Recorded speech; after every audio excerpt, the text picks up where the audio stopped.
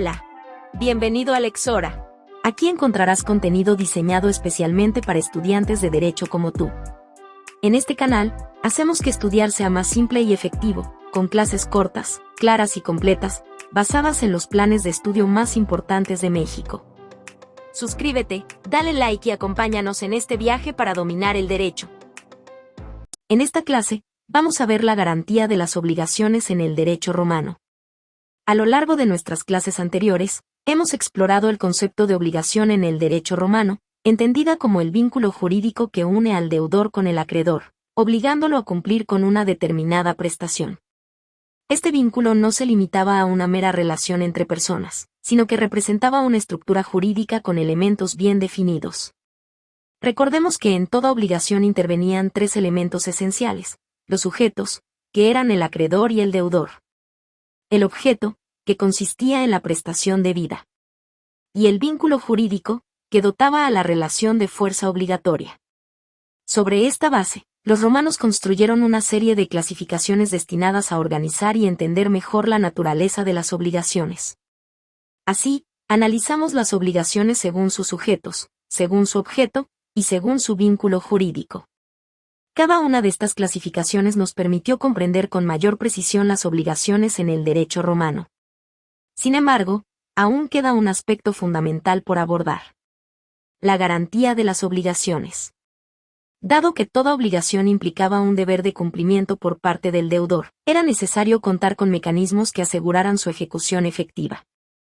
Aquí es donde entran en juego las garantías, herramientas jurídicas diseñadas para reforzar el cumplimiento de las obligaciones y otorgar seguridad tanto al acreedor como al deudor.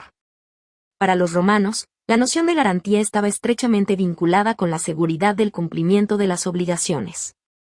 En términos generales, una garantía era cualquier mecanismo que ofreciera al acreedor una mayor certeza de que el deudor cumpliría con su prestación, o en caso de incumplimiento, que se le otorgaría una compensación equivalente. Este concepto, aunque con matices distintos, sigue presente en nuestro derecho actual, donde la garantía no solo protege el interés del acreedor, sino que también permite que las relaciones obligatorias se desarrollen con mayor confianza y estabilidad. Desde el punto de vista del derecho romano, las garantías se clasificaban en dos grandes categorías: las garantías reales y las garantías personales. La distinción entre ambas radicaba en la naturaleza del respaldo ofrecido al acreedor. Las garantías reales implicaban la afectación de un bien concreto como seguridad del cumplimiento de la obligación. En este caso, el acreedor tenía un derecho preferente sobre ese bien en caso de incumplimiento. Dentro de esta categoría encontramos figuras como el pignos, que consistía en la entrega de una cosa en prenda para garantizar la deuda, y la hipoteca, que permitía al acreedor reclamar el bien dado en garantía sin necesidad de que estuviera en su posesión. Ambas instituciones ofrecían una seguridad tangible, pues el acreedor tenía la certeza de que, si el deudor no cumplía, podría hacerse con el bien o con su valor. Por otro lado, las garantías personales no recaían sobre bienes específicos, sino sobre la promesa de una persona, que podía ser el mismo deudor o un tercero que asumiera la responsabilidad del cumplimiento de la obligación. Estas figuras resultaban fundamentales en el derecho romano, ya que permitían ampliar la protección del acreedor más allá del patrimonio inicial del deudor. A través de mecanismos específicos, como la figura del fiador, se creaba una obligación adicional en la que un tercero garantizaba el cumplimiento de la deuda, asegurando que, si el deudor principal no cumplía, otro respondería por él. Tanto las garantías reales como las personales jugaron un papel clave en la evolución del derecho de obligaciones, ya que permitieron fortalecer la confianza en los negocios jurídicos, y ofrecieron soluciones efectivas ante el riesgo de incumplimiento. Cuando el propio deudor asumía la responsabilidad de reforzar su obligación, recurría a mecanismos que incrementaban la seguridad del acreedor sin necesidad de involucrar a terceros. Estas herramientas, aunque diversas en su forma, compartían un mismo propósito: garantizar el cumplimiento de la obligación mediante compromisos adicionales, que disuadieran el incumplimiento, y ofrecieran al acreedor mayores certezas. Uno de estos mecanismos era el pacto de constitutum, que permitía al deudor reafirmar su compromiso con una deuda preexistente, fijando un plazo determinado para su cumplimiento. A diferencia de otros acuerdos que generaban nuevas obligaciones, el constitutum no creaba un vínculo jurídico distinto, sino que reforzaba la obligación original, otorgando al acreedor un instrumento más para exigir su cumplimiento. Esta figura resultaba especialmente útil cuando las partes renegociaban los términos de la obligación sin alterar su contenido esencial, proporcionando seguridad sin necesidad de recurrir a procedimientos formales más rígidos. Otra herramienta fundamental eran las arras, una suma de dinero o un bien entregado por el deudor al acreedor como señal de su compromiso.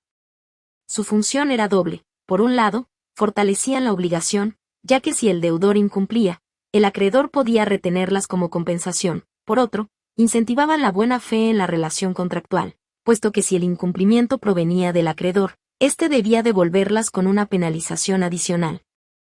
Así, las arras no solo garantizaban la seriedad del acuerdo, sino que también regulaban las consecuencias del incumplimiento, evitando disputas innecesarias.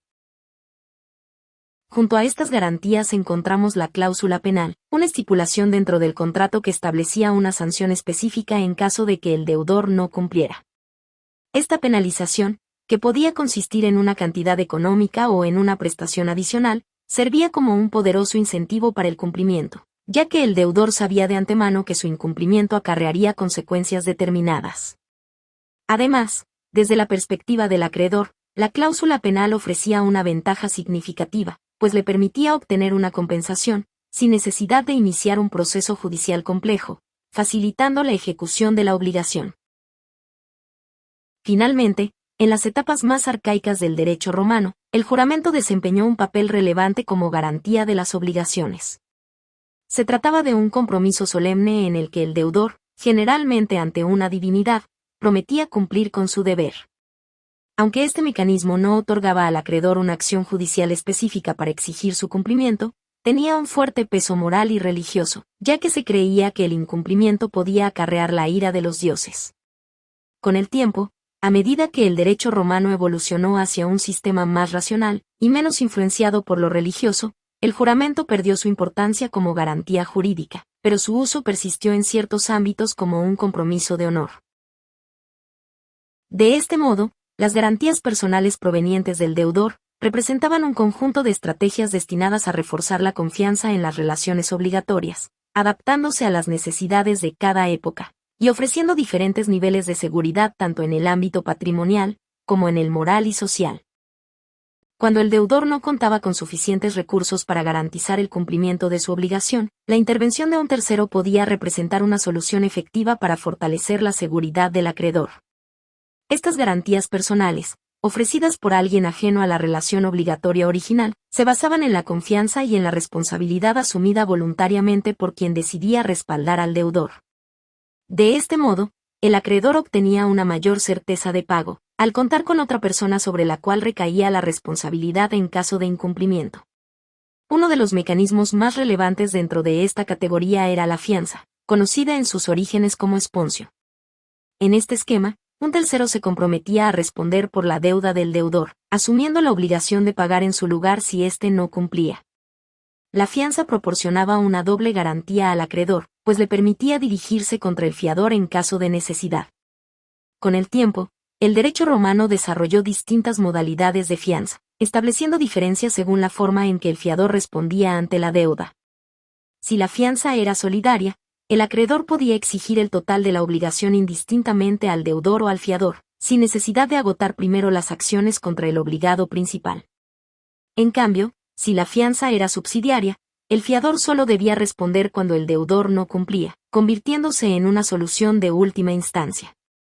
Esta estructura reflejaba el equilibrio entre la protección del acreedor y la carga asumida por el fiador, quien intervenía voluntariamente en la obligación, pero con distintos niveles de responsabilidad.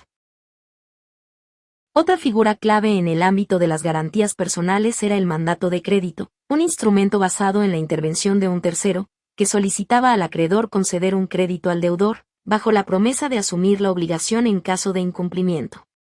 A diferencia de la fianza, donde el fiador garantizaba una deuda ya existente, en el mandato de crédito, el tercero jugaba un papel activo desde el inicio, facilitando la concesión del crédito y asegurando que el acreedor no asumiera un riesgo desproporcionado.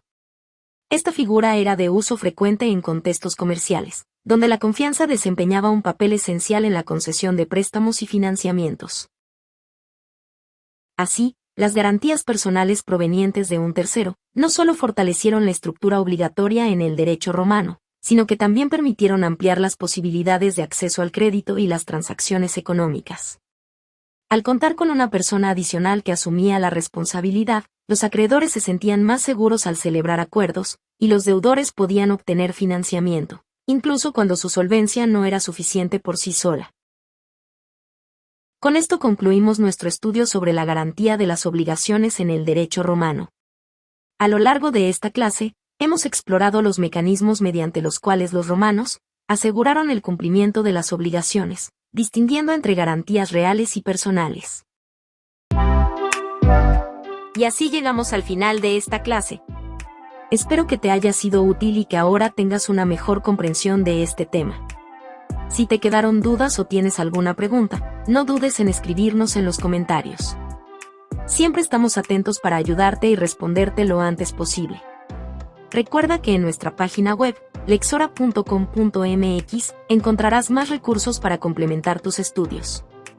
Y como agradecimiento por llegar hasta aquí, en el primer comentario de este video te dejamos un enlace directo a un resumen completo sobre este tema, que podrás consultar o descargar. En Lexora, nos sostenemos gracias al apoyo de estudiantes como tú. Cada donación o membresía nos permite seguir creando contenido educativo accesible y de calidad.